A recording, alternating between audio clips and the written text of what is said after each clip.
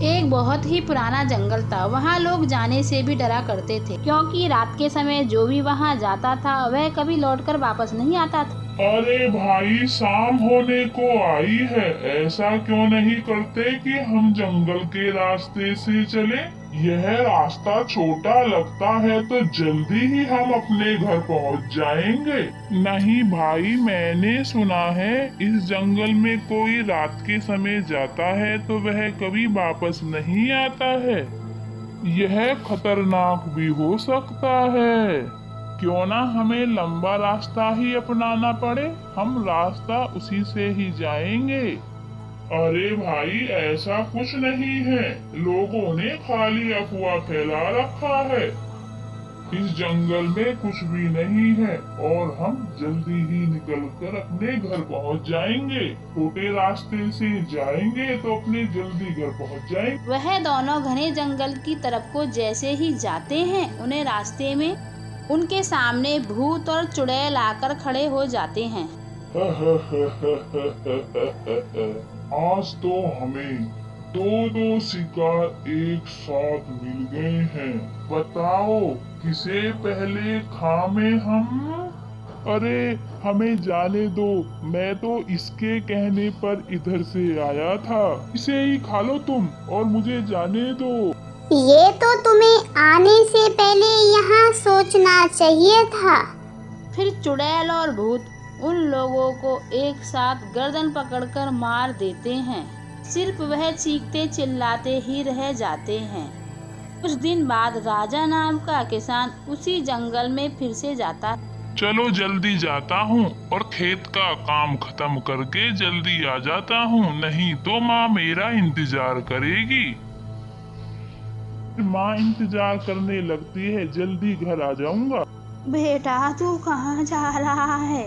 जा भी रहा है तो जल्दी घर आ जाना, दोपहर तक अंदर तक मत जाना मेरे बेटा। राजा जैसे ही घर से निकलता है। और भाई ठीक हो? अरे भाई, जल्दी में कहाँ जा रहे हो तुम? अरे भाई, सब्जी को देखने जा रहा हूँ। जल्दी जाऊंगा तो जल्दी वापस आ जाऊंगा, वरना माँ इंतजार करती है मेरा घर पर। फिर वह जल्दी जल्दी खेत की तरफ को जाने लगता है। सब्जी के खेत में काम करने लगता है।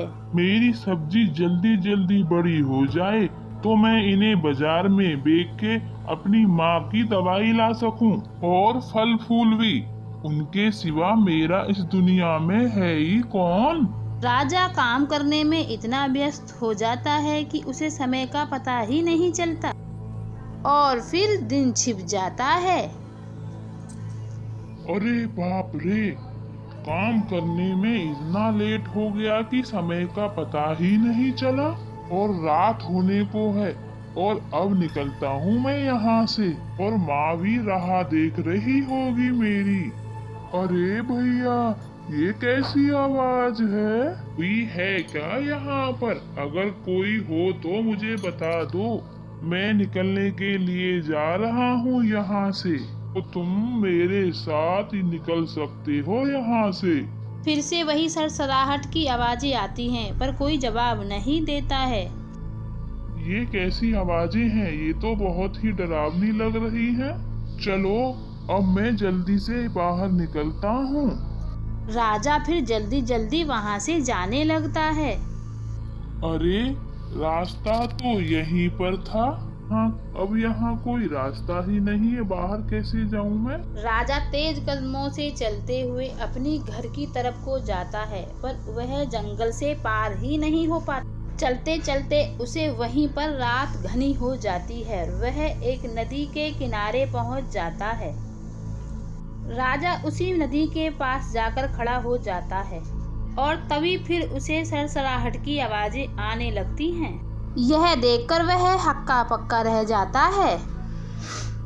फिर वह पीछे मुड़ के देखता है तो वहाँ एक चुड़ैल और भूत खड़े थे। हमको बुला रहे थे ना, ले हम तेरे सामने आ गए। तू क्या बोलना चाह रहा था? बोल, ले मैं तेरे सामने आ गया। क्या बोलना चाह रहे थे? बोल, वरना मैं तुझे खा जाऊंगा, मुझे बहुत तेज भूख लगी है।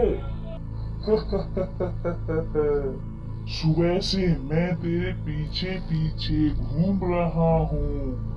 लगा था कि शाम तो गई, मैंने सोचा तू यहीं रहेगा, इसलिए मैंने तुझ पे हमला करना शुरू कर दिया। रुक जाओ, मुझे मत खाओ, मैं अपनी माँ के इकलौता बेटा हूँ। मुझे छोड़ दो, मुझे जाने दो। मैं अपनी माँ की दवाइयों के लिए सब्जी के खेत में देखने गया था, जिसकी वजह से मैं लेट हो गया। और मैं इससे ज्यादा तुमसे कुछ नहीं कह सकता। मैं अपनी माँ के पास जाना चाहता हूँ। तुम्हें मेरी बात पर यकीन नहीं है तो तुम मुझे 2 घंटा बाद खा लेना, पर आज मुझे छोड़ दो। मुझे अपनी माँ की दवा का इंतजाम करने दो। मैं तुमसे वादा करता हूँ, मैं 2 घंटे बाद जरूर आ जाऊंगा। मुझे 2 घंटे के लिए बस मुझे जाने दो। हम तुझ पे विश्वास कैसे करें? हमें तो अभी भूख लगी है और यहाँ से जाने के बाद कोई भी वापस नहीं आता है। इतना तो मैं जानती ही हूँ। तुम्हारी बात पर हमें यकीन नहीं है। हम तुम्हें जाने नहीं दे सकते। अगर हमने तुम्हें आज जाने दिया तो हम लोग तो भूखे ही रह जाएंगे और हमें बहुत ज्यादा भूख लग रही है। मैं अपने वादे पर खरा उतरूंगा और मैं 2 घंटे बाद सही तुम्हारे पास आ जाऊंगा। राजा जंगल की तरफ से तेज चाल से अपने घर की तरफ चला जाता है। तभी राजा की माँ दरवाजे पर खड़े होकर बाहर देख रही थी। इतनी देर लगा ली बेटा, इतनी देर तक तुम कहाँ थे? माँ, अपने खेतों में ही था और खेतों में काम करते समय लेट हो गया मुझे। खेती से दवा गोली कर पाओगी? इतनी खेती में तो बेटा 3 महीने ही खर्चा चल पाएगा, पर तू ऐसा क्यों बूझ रहा है मेरे बेटा? परेशान लग रहा है। फिर माँ के ज्यादा पूछने पर राजा सारी बात अपनी माँ को बता देता है। तूने उससे वादा किया है मेरे बेटा, पर तूने ये नहीं सोचा तेरे जाने के बाद मेरा क्या होगा। सोहन की माँ फिर जोर जोर से रोने लगी। राजा 2 घंटे बाद उसी जंगल में नदी के पास पहुँच जाता है। भूत और चुड़ैल जी, आप कहाँ हैं? मैं आ गया हूँ, जैसा मैंने आपसे वादा किया था। तुम तो एक सच्चे आदमी निकले और तुम हम दोनों का भोजन बनने के लिए आ गए हो। हमें तो लगा था कि हमें खुद ही कष्ट उठाना पड़ेगा। आपसे वादा जो किया था मैंने, मुझे तो आना ही था। तुम्हारी इस बात से हम दोनों बहुत ही प्रसन्न हुए। हमें बताओ, तुम्हारी आखिरी इच्छा क्या है? तुम क्या मांगना चाहते हो? अपना जीवन के अलावा तुम हमसे कुछ भी मांग सकते हो। मैं तो बस इतना जानना चाहता हूँ कि आप लोगों को मारते ही क्यों हो? आप जानवरों को खाके भी तो अपना पेट भर सकते हो। हम लोगों को शौक से नहीं मारते हैं, पर ये तुम्हारी आखिरी इच्छा है तो हम तुम्हें बताएंगे जरूर कि हम तुम्हें अपने बारे में बताए, इसलिए हम तुम्हें अपने बारे में बताते हैं। मैं यहाँ का एक बहुत ही बड़ा राजा हुआ करता था और ये रानी हुआ करती थी। हमारे पास किसी भी चीज की कोई कमी नहीं थी। मेरे यहाँ हजारों की संख्या में सैनिक रहा करते थे। मेरे चारों तरफ नौकर चाकर रहा करते थे। वो कहते हैं ना, ज्यादा दौलत आदमी की बुद्धि खराब कर देती है। पैसा के घमंड में लोग माँ बाप भाई बहन सबको भूल जाते हैं। मैंने भी वही गलती करी थी। मैंने अपने माँ बाप भाई बहन के साथ बहुत ही बुरा व्यवहार किया था। उन सारों को मैंने एक कोठरी में बंद कर दिया था। मेरी बहन एक बहुत ही बड़ी तपस्वी थी। इनकी बहन ने क्रोध में आके हमको शराप दे दिया था कि तुम एक भूत और चुड़ैल बन जाओगे। लोग तुमसे दूर भागेंगे और कोई भी तुम्हारे पास नहीं आएगा। मैं तो अपनी माँ और बहनों से बहुत प्यार करता हूँ। और मैं तो उनके अपमान के बारे में सोच भी नहीं सकता। तो मुझे क्यों खाना चाहते हो तुम? हम दोनों मिलकर तुम्हारी परीक्षा ले रहे थे, जिसके सर पे पूरे परिवार का साया हो और माँ का आंचल हो।